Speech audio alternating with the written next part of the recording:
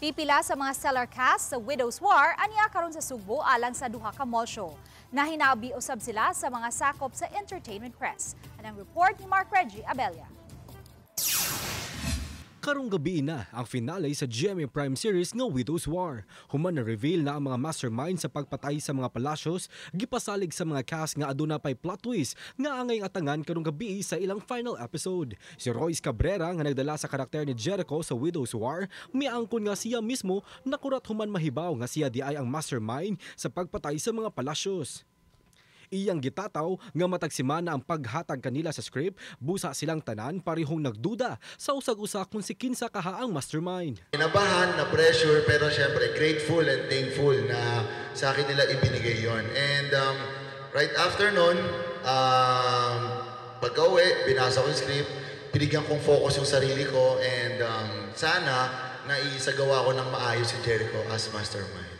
Samtang sina Bea Alonzo kinsa nagdala sa papel ni Sam Palacios ug Jean Garcia isip Aurora Palacios, mihatag sa ilang mga personal takeaway sa mga karakter nga ilang gidala sa istorya. Yung realization ko is sometimes it's better to trust the universe or trust God to reveal or unravel the truth for you eventually. Maybe it's not the right time yet for you to know the truth.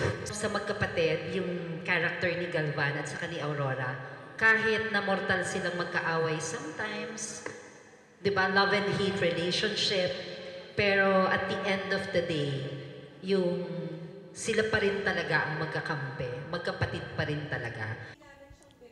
Tungod sa taas-taas nga panahon nga nag-uban sila sa taping, mas nasuod sila sa usag-usa. Butang nga matod ni Timmy Cruz, kinsa nagda sa papel ni Mercy, nakatabang aron mapalambo nila ang ilang pagdala sa ilang mga papel. Doon sa mga scenes namin, binibigyan niya kami ng leeway.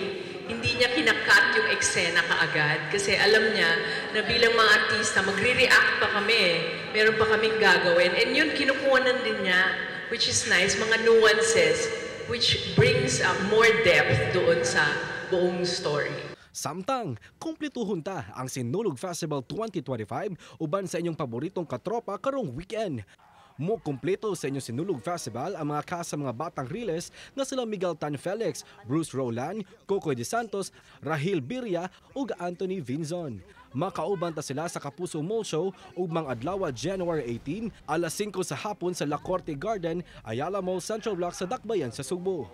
Di usab pauhi ang mga kasa Kapuso action serye nga Lolong Bayani ng Bayan ay makauban ta si Metro Manila Film Festival Best Supporting Actor Ruru Madrid ug Kapuso actress Shaira Diaz. Makisinulog usab sila binibining Marikit Stars Thea Tolentino ug Tony Labrosca. Dungan sila makipiyasa karong Domingo sa The Event Center SM City Cebu alas 3 sa hapon.